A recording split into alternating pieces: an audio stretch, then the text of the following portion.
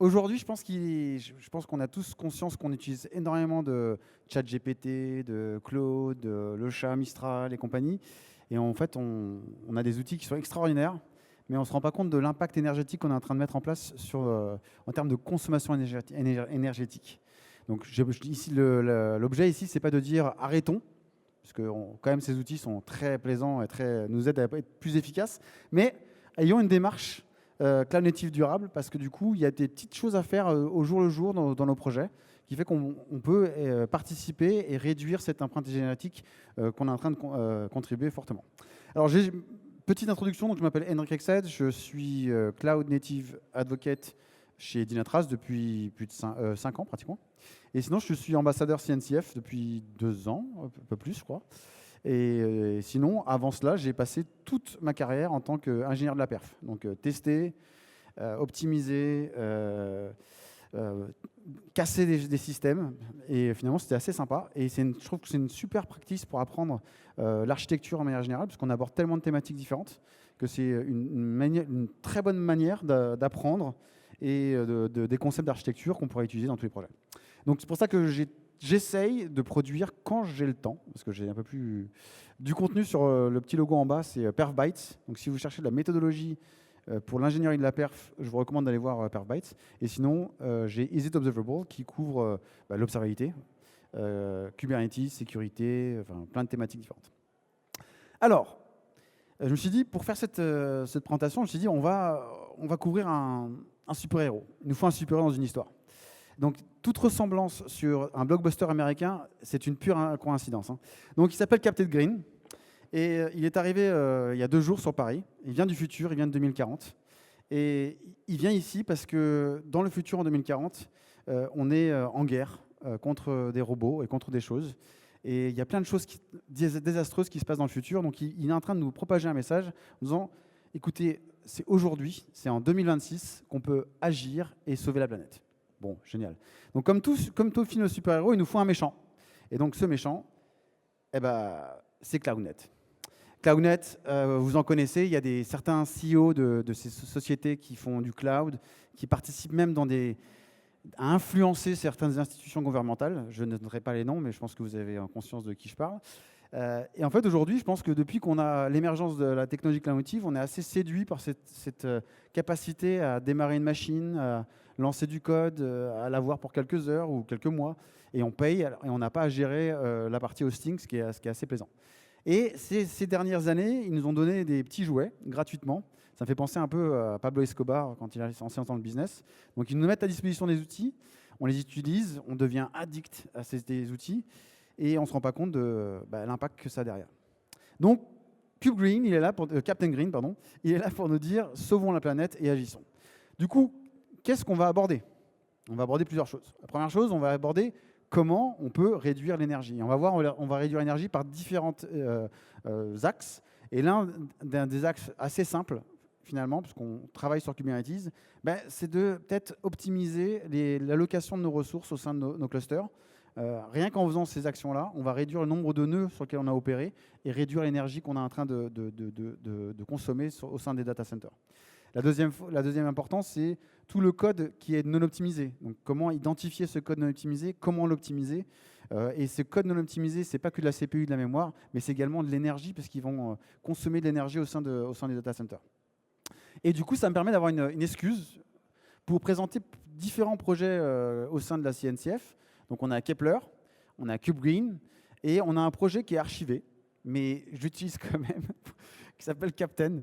Et je vais l'utiliser dans un cas bien déterminé. On va expliquer comment on peut l'utiliser. Et après, il y a 2 projets qui ne sont pas liés à la CNCF, mais qui sont français d'ailleurs, qui s'appellent EcoloGits. Donc, si vous connaissez, si vous ne connaissez pas, je vous montrerai à quoi ça sert et ce qu'on peut en faire. Et le dernier, c'est Code Carbone. Donc, les 2 sont complémentaires, mais ils ont une utilité différente. Alors, commençons par le premier élément. Nous devons sauver notre planète. Donc là, c'est les chiffres qui viennent de Captain Green. Donc, ne cherchez pas une correspondance avec des chiffres réels. Mais en 2040, aujourd'hui, l'empreinte énergétique d'émissions en CO2 est de 15%. 15%, ce qui est juste énorme. Mais revenons plutôt aujourd'hui. Aujourd'hui, cette empreinte, on est à peu près à 2%. ce qui n'est pas grand-chose, vous allez me dire. Mais en termes d'émissions électriques, on est quasiment à 3%. 3% de la quantité d'énergie consommée mondiale, ce qui est peut-être anodin, mais ce qui est énorme en fait si on calcule sur les chiffres. Et pourquoi on est arrivé à ces stades-là? Tout simplement, première chose, aujourd'hui, on a une dépendance au software, on fait tout avec des téléphones, avec des browsers, avec n'importe quoi. On ne sait rien faire sans l'IT. Donc aujourd'hui, on est dépendant, on a besoin du software, on ne va pas changer, ça va que aller dans cette tendance. Le deuxième élément, c'est l'explosion du cloud. Donc aujourd'hui, il est très facile d'avoir une machine à disposition, de l'utiliser. On ne se rend pas compte finalement de combien cette machine va consommer. Si elle était chez soi, on aura peut-être plus conscience de l'impact qu'on est en train de mettre en place. Et le dernier élément, c'est ce qu'on en a parlé, c'est l'intelligence artificielle, que tout le monde veut de l'intelligence artificielle partout. Et cette intelligence artificielle, c'est magique, mais ça vient avec un certain coût. Aujourd'hui, ce qu'il faut être conscient, c'est que si on n'agit pas, ces chiffres ils augmentent de 2% par an. Et si on n'agit pas aujourd'hui, on va sur ces 15% c'est une prédiction qui a été faite. Si on n'agit pas, on va consommer 15% de l'empreinte CO2 mondiale. Ce qui est juste des serveurs, quoi. Ça me paraît juste complètement... on ne peut pas continuer comme ça. Et juste pour donner des chiffres, l'année dernière, juste aux États-Unis, pour refroidir les serveurs, dont les LLM, on consomme 66 milliards de litres d'eau par an. Je ne sais pas si 66 milliards d'eau, c'est surtout dans certains pays, il n'y a pas d'eau. C'est juste incroyable. Bref, donc 80% de l'énergie consommée de manière générale dans les data centers, c'est juste lié à l'empreinte des LLM. Donc il va falloir qu'on agisse et qu'on essaie de réduire. Alors comment on agit? On a un plan d'action, heureusement, on est là pour ça. Premièrement, si on ne sait pas dans quel état on se situe, c'est très dur d'améliorer. Donc la première étape, c'est on va mesurer. Donc on va voir comment on peut mesurer la consommation énergétique associée à nos applications. Deuxième élément, il y en a qui peut-être qui font utiliser des data centers en Francfort ou aux États-Unis ou en France, c'est très bien. Mais des fois, en fait, changer des data centers qui sont situés un peu plus au nord, on peut réduire déjà l'empreinte de carbone. Derrière, on va regarder comment optimiser du code. Donc, on va regarder les process consommateurs. Et donc, dans ce cas, on va utiliser du profiling. On va optimiser l'allocation de nos ressources. Donc là, on est dans un cluster Kubernetes. Vous connaissez les requests, les limites, donc on va jouer là-dessus. Et enfin, dernier élément, c'est toutes les applications de test, par exemple. Pourquoi on les laisse tourner 24/24? Pourquoi on ne les éteint pas quand on n'en a pas besoin? Alors, on va commencer par le premier élément. Comment on mesure la consommation énergétique? Et pour cela, en fait, il y a un projet qui est au sein de CNCF qui s'appelle Kepler. Je ne sais pas si vous connaissez. Kepler, ils sont en train de s'étendre vers du bare metal, mais initialement était essentiellement pour la technologie Kubernetes. Alors qu'est-ce que c'est? En grosso modo, ils se basent sur une technologie que vous connaissez, c'est eBPF. Ils vont envoyer des sons d'eBPF au sein de nos kernels, au sein de nos nœuds Kubernetes, et ils vont mesurer en fait les cycles CPU que nos conteneurs, nos process utilisent lorsqu'on exécute notre code. Et ils vont également mesurer l'allocation mémoire de ces applicatifs. Et ils vont utiliser une BPF map, ça revient sur le user space, et derrière, il y a un algorithme d'estimation qui calcule à peu près une estimation de la consommation énergétique. Alors vous allez me dire, ouais, c'est une estimation. Mais peu importe, on a besoin d'un indicateur sur lequel se fier et au jour le jour s'améliorer. Que ce soit une estimation ou une approche réelle, peu importe, on a un chiffre. C'est l'apporteur. Donc Kepler, finalement, c'est un exporteur Prometheus. Donc finalement, on prend Kepler, on prend un collector, OpenTelemetry Collector, on récupère les données et derrière, on les envoie dans notre back-end préféré. Donc moi, dans mon cas, c'est Dynatrace. Et du coup, j'ai un dashboard et je peux suivre le namespace, les workloads, dans un pod, quel est le conteneur qui consomme le plus et dans le conteneur associé, quel est le process qui consomme le plus. Maintenant, on va voir la partie LLM, parce que là, on voit la consommation énergétique au sein de choses d'un workload classique. Mais qu'est-ce qu'on va faire des LLM? Et il y a deux scénarios possibles. Le premier, c'est on utilise OpenAI, on utilise Claude ou Gemini ou autre. Et deuxième scénario possible, c'est je host mon propre modèle au sein de mon data center. Et donc, du coup, je vais avoir deux solutions distinctes.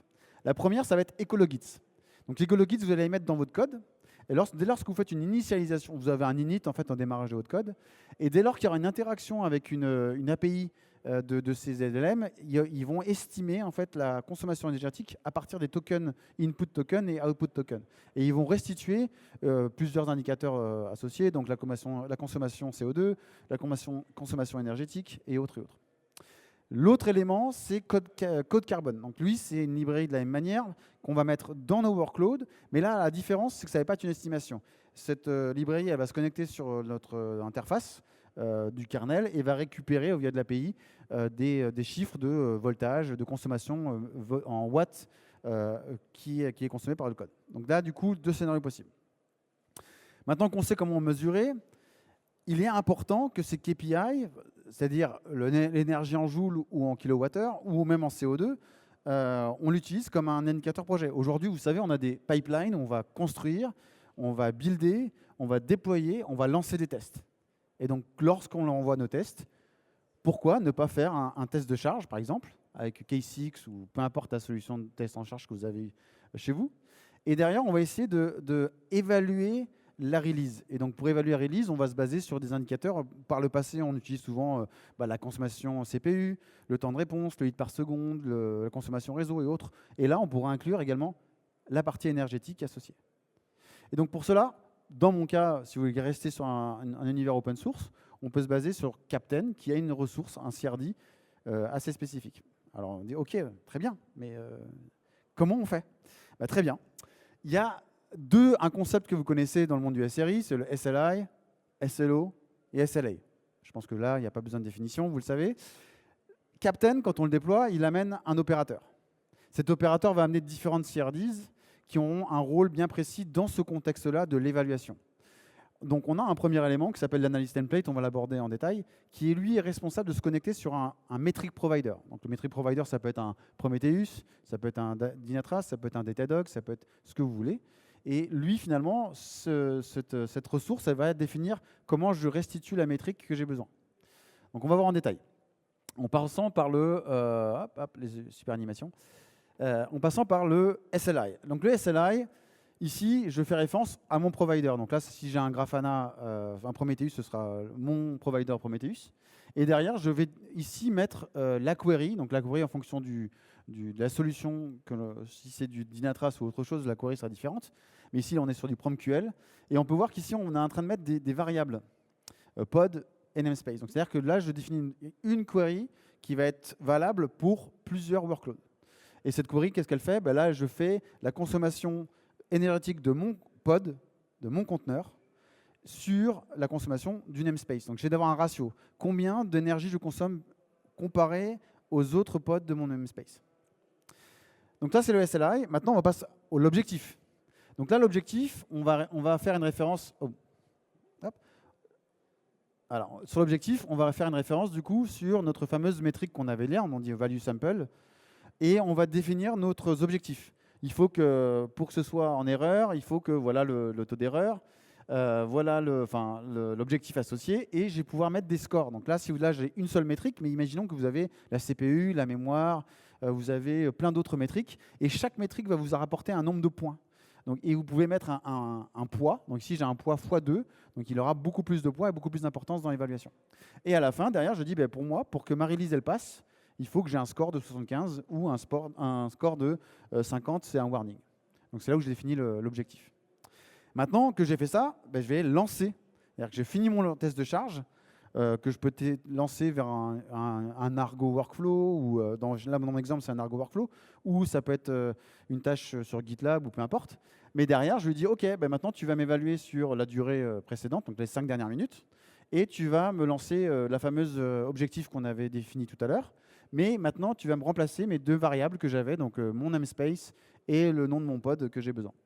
Et derrière, il va lancer l'évaluation. Et dans la CRD, vous aurez le résultat de vos scores et du failure ou de l'approbation.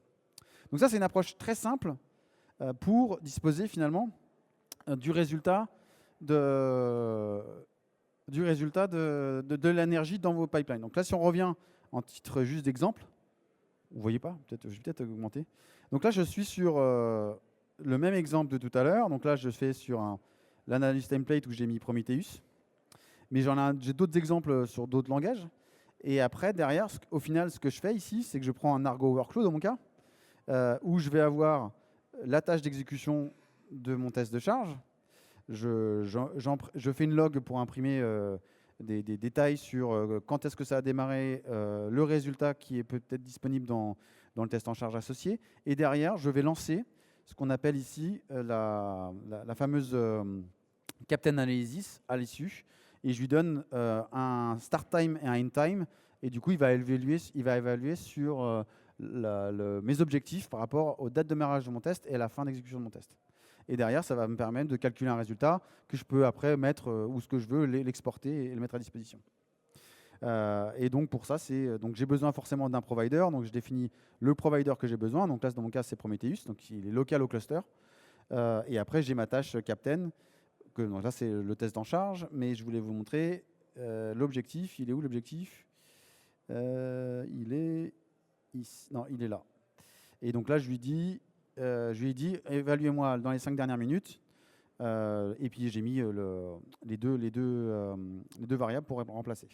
Donc ça, avec juste une tâche Argo Workflow que vous pouvez lancer dans un pipeline, par exemple, sur un Argo, vous pouvez évaluer très facilement la consommation énergétique.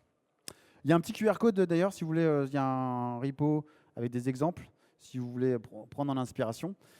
J'ai mis Istio ici parce que vous allez voir, Istio va avoir une importance dans la suite pour la suite quand on va aborder comment éteindre des environnements et identifier quand les environnements sont utilisés ou pas utilisés. Et on va se baser sur les Envoy et les Access Logs.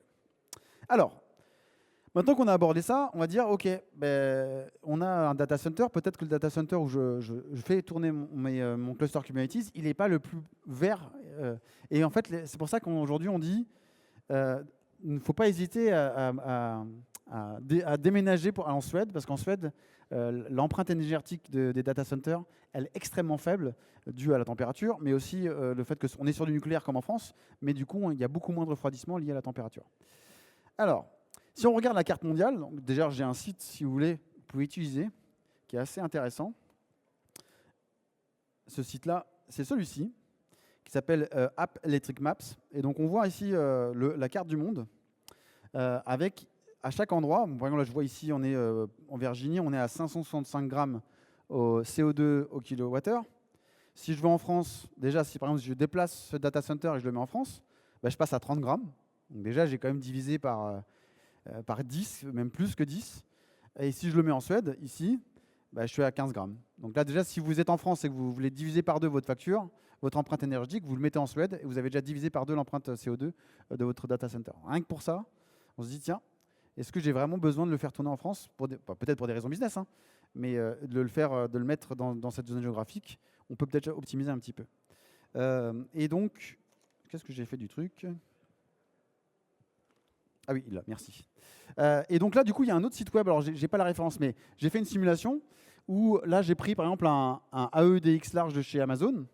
Et ici, on voit que si je le mets en Virginie du Nord chez Amazon, je consomme 415 kg en CO2 par kilowattheure. Donc je me dis, OK, maintenant je le migre. Je me dis, mais je vais passer à Francfort. Alors Francfort, c'est pas le plus vert. J'ai déjà quand même réduit. Je suis passé à 338. Donc c'est déjà, j'ai une petite marge de progression. Maintenant, si je le fais la même chose, mais en Suède, là, je suis à 8 CO2 par kilowattheure. Ce qui veut dire que là, je faisais quelque chose en Virginie du Nord. En faisant ça, j'ai divisé par... j'ai pas le ratio, mais vous pouvez calculer. Mais du coup, j'ai déjà fait... Rien qu'en faisant juste un changement de zone géographique, je réduis déjà l'empreinte que je peux avoir sur la planète. Maintenant, on va regarder sur l'optimisation de nos ressources, des allocations qu'on a sur nos ressources au sein de nos clusters Kubernetes. Je pense que vous le savez tous, quand on a un cluster, on a plusieurs nœuds. Ces nœuds, ils ont une capacité en CPU, ils ont une capacité en mémoire, ou en GPU aussi. Et donc, on a un total allocable. Donc, dès lors que je déploie, donc là, je vais déployer 4 ressources, et basé sur mes requests que j'ai mis dans mes deployments ou dans mes stateful sets ou dans mes daemon sets, là, ici, dans mon exemple, j'ai pris 4 déploiements qui n'étaient pas optimisés, et là, j'arrive à 97%, et potentiellement, j'ai mes voisins qui veulent déployer, il n'y a plus de place. Donc, qu'est-ce qu'on fait? Bon, on va rajouter un nouveau nœud. Donc là, je rajoute un nouveau nœud. derrière, du coup, ces nœuds vont consommer plus d'énergie. Mais en fait, si on regarde juste l'utilisation qu'on a de ces workloads, ici, je suis à peu près à 11%, 10% d'utilisation. Donc là, si je revois juste mon allocation mémoire et CPU, bah, je pourrais réduire mon besoin en termes de nœuds et éviter de surallouer des ressources que je n'ai pas besoin. On peut, du coup, pour ça, on va regarder l'utilisation versus ce que j'ai demandé, et on pourra faire la même chose sur les limites. Alors, comment on fait? Très simple, on fait un bon test de charge. Donc, je crée ma baseline, donc je fais mon test avec mon existant. Bien entendu, je ne veux pas avoir de dégradation de temps de réponse et de taux d'erreur à cause de mon changement de modification. Donc, je fais un test de charge, je regarde l'analyse, je change la configuration, je dis OK, je vais réduire le nombre de mini-cores, le nombre de mémoires associées. Je refais une simulation, je regarde si je n'ai pas d'impact en temps de réponse et en termes de failure rate, pour des raisons de throttling et autre chose. Et si c'est bon, banco, on part là-dessus. Et donc rien qu'en faisant ça, on peut réduire fortement les ressources associées. De quoi on va avoir besoin? On va avoir besoin d'un test en charge, d'une plateforme pour stocker les données, donc là, en votre choix, et on a besoin d'avoir le temps de réponse, parce qu'on veut bien s'assurer que le temps de réponse est toujours convenable.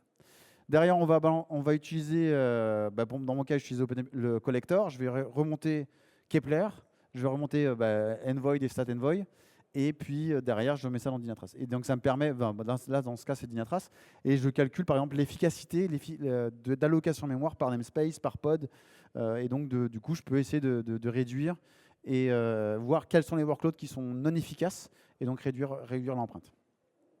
Donc pour rappeler, les requests et les limites dans Kubernetes, je ne sais pas si vous avez conscience, mais c'est quand le scheduler arrive, le scheduler, il joue à Tetris. Donc il arrive, il prend votre workload, il regarde la définition, et lui, il veut faire des points. Donc il va regarder où est-ce qu'il y a de la place, où est-ce que je peux placer cette ressource. Et donc quand on ne met pas de request, toutes les formes sont de la même taille, et donc pour lui, ce ne sera pas très optimisé. Et donc en mettant des requests et limites, c'est quasiment obligatoire, parce que du coup, ça permet d'avoir une meilleure efficacité sur le scheduling. Donc on va les mettre, on va pas être... on va être intelligent. Et après, ce qui est important, c'est quand on met des requests trop hautes, on l'a abordé, on va surallouer. Et donc, ces ressources-là ne vont plus être libérées. Et donc, on n'a pas une utilisation efficace. Le deuxième élément, c'est les limites. Les limites, c'est un peu le contrat que vous avez avec le propriétaire de l'appartement. Donc, vous allez définir combien d'eau je peux consommer par mois, combien d'électricité je peux consommer par mois. C'est la même chose avec les limites. Et il y a deux états dans les limites. Il y a la mémoire et la CPU. La mémoire, c'est assez simple, hein. Donc, je dépasse la limite. Donc, le système va dire tu n'as pas le droit. Et donc là, vous avez des OM kills. C'est pour ça que je parlais de failure rate. Si vous êtes fait killer par un OM kill par Kubernetes, votre application ne répond pas. Donc, vous devez avoir un taux d'erreur qui augmente. La deuxième, c'est la CPU. La CPU, c'est complètement différent. Alors, vous connaissez les C-groups, CFS. Donc, Linux, quand il virtualise la CPU, il va utiliser ces concepts-là. Donc, on va dire que chaque CPU que vous avez, il a un cycle de 100 millisecondes. Et quand vous fixez les limites, vous déterminez de combien de temps je peux consommer dans ce cycle. Donc, si je mets 20, il va consommer 20 millisecondes. Ce qui veut dire je vais travailler 20 millisecondes. Le process me dit tu n'as pas le droit. Donc, il va faire un freeze. Et donc, mon process, il ne fait plus rien. Il attend le prochain cycle CPU. Donc, il va attendre 80 millisecondes et il va redémarrer. Et donc, ce concept de je travaille, je pose, je travaille, je pose, un peu comme une voiture qui démarre, qui a du mal à avancer, ça s'appelle le CPU throttling. Donc, le CPU throttling, ça a un impact énorme sur le temps de réponse. C'est pour ça qu'il faut vraiment, quand on fait des optimisations, regarder l'impact si le temps de réponse n'a pas été impacté. Donc là, c'est des tests assez basiques pour remontrer un peu l'impact. Ici, j'ai mis sans limite. Donc là, on voit bien, je consomme toutes les ressources que je peux avoir. J'ai un temps de réponse qui est à peu près à quelques millisecondes. Et là, j'ai mis des mauvaises limites. Donc ça, et donc là, on voit que je suis capé par le CPU en haut. On voit que je ne peux pas consommer plus, ce qui est normal. Par contre, regardez le temps de réponse. Là, on a passé de 200 millisecondes à 3,8 secondes. Donc ça, c'est que du CPU throttling. Donc quand vous faites de l'optimisation, pensez à l'impact que ça va avoir sur l'applicatif. Dernier élément, et on a 5 minutes, c'est parfait. On va essayer d'enlever toute workload qui n'ont pas d'utilité au sein de nos clusters. Donc, je vous rappelle, aujourd'hui, on a des environnements de dev, on a des environnements de testing, on a des environnements de production. Donc, production, on ne va pas y toucher parce que c'est trop critique, ce n'est pas l'objet. Dev, on a des technologies comme vCluster qui met un namespace et on peut sauvegarder l'état de ce namespace. Donc si un développeur travaille et qui veut revenir sur ce cluster, il pourra l'enlever et le relancer à la prochaine session de dev qu'il a besoin. Donc dev, il y a des solutions qui sont existantes et qui font le travail. Pour le testing, je vous rappelle, on est dans le monde du test. On a des tests fonctionnels, manuels, on a des tests automatisés, on a des tests, des load tests qui tournent. Donc là, on regarde la journée, on voit, OK, jusqu'à à peu près 11 heures, parce que j'ai peut-être différentes zones géographiques qui interviennent sur mes clusters, je vois bien que j'ai de la ressource qui sont sollicitées. Par contre, dès lors que tous ces testeurs et tous ces tests sont finalisés, j'ai plus rien. Donc là, j'alloue, je garde des workloads qui consomment de la CPU au sein de mes clusters et qui n'ont pas lieu d'être là, puisqu'on n'a pas l'utilité. C'est là où il y a un projet qui s'appelle KubeGreen. KubeGreen, c'est un opérateur au sein de Kubernetes qui introduit une seule CRD qui s'appelle Sleep Info. Sleep Info, c'est simple, il va avoir deux dimensions. Il va avoir à quelle heure je dois me coucher et à quelle heure je dois me réveiller. Et je peux donner également les jours de la semaine impactés. Et donc là, du coup, c'est à vous, en tant qu'opérateur, de dire « Ok, je sais que là, à cette heure, je dois changer les choses ». Alors moi, j'ai une proposition, c'est une solution qui se base sur les logs justement d'Envoy. Et donc pour ce faire, je vais aller... Alors là, j'utilise Dynatrace, mais on pourrait utiliser un autre opérateur de log. Allez, dépêche-toi. Parfait. Et donc là, dans ce cas présent, voilà, donc là, c'est celui-là. Là, j'ai des requêtes que je fais. Et donc là, je vais augmenter pour que vous voyez un peu plus. Voilà. Donc là, qu'est-ce que je fais? Je parse les logs d'Envoy. Vous allez dire à quoi ça sert de parser les logs d'Envoy? Parce qu'en fait, l'avantage d'avoir un Envoy, ça génère une access log. Donc chaque requête qui rentre dans le système ou qui sort du système, elle est tracée dans la log.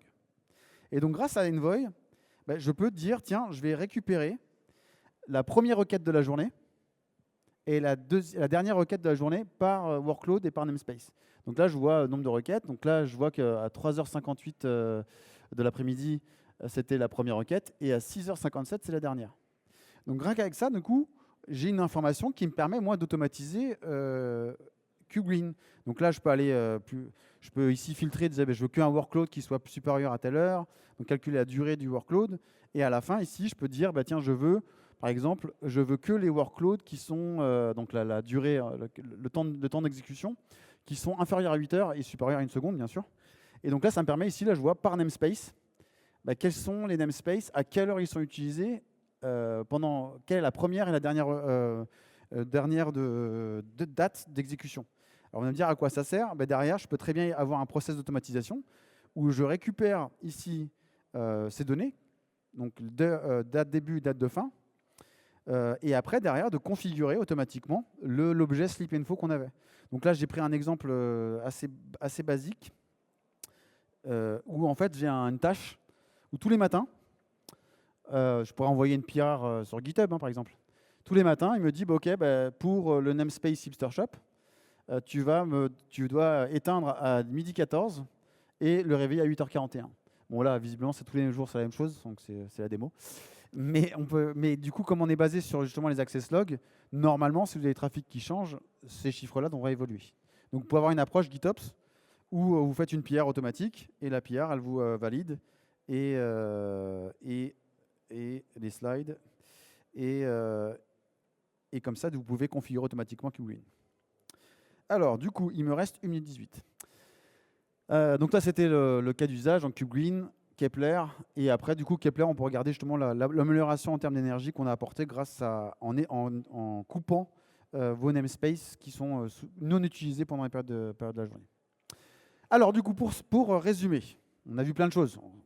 Première chose, c'est il faut mesurer. Si on veut s'améliorer, sans mesure, il est impossible de s'améliorer. Donc, utilisons Kepler. C'est facile à utiliser, c'est juste une installation avec une namechart. Utilisez, si vous avez des interactions avec des LLM, Ecologits ou Kubectl, en fonction de si c'est in-house ou self-hosted. Et après, inclure ces indicateurs d'énergie dans un pipeline CI/CD. Donc là, j'ai fait un exemple à Cargo, mais vous pouvez très bien le faire avec autre chose. Faites en sorte d'optimiser vos allocations de mémoire et CPU sur vos workloads pour réduire le nombre de nœuds que vous avez besoin. Et même avec un Carpenter, si vous optimisez pas, Carpenter, il va être magique. Mais si c'est mal optimisé, Carpenter, il ne va pas faire de la magie. Donc d'abord optimiser et après mettre un Carpenter. Et enfin, Sleep, tous vos environnements de test, ne les laissez pas tourner s'il n'y a pas d'utilité. Éteignez-le, comme ça vous allez réduire l'énergie. Petit QR code sur ma chaîne Is It Observable. Il y a plein d'épisodes différents sur ces thématiques. Et puis, si vous aimez le contenu, aimez le contenu. Si vous n'aimez pas le contenu, aimez pas le contenu. Mais au moins, donnez-moi un feedback. Comme ça, je peux m'améliorer mon contenu, quoi. Et voilà. Et donc après, merci. QR code pour feedback, si vous voulez me donner un feedback sur cette session. Et derrière, il me reste 0 secondes. Mais j'ai quand même utilisé. Voilà. Ah, on ne voit plus. Ah non, parce que je n'ai pas enlevé le partage. Hop. Et voilà, et j'aimerais juste vous rappeler que le 10 décembre 2026, il y a Cognitive Provence qui va avoir lieu. Alors peut-être que ce sera un case study, on va voir dans les semaines qui vont suivre. Donc si vous aimez le sud de la France et que vous voulez voir le soleil en plein décembre, venez nous rejoindre. Soumettrez des talks. C'est plus petit qu'ici, bien entendu, mais dans le même esprit. Voilà. Merci. Merci.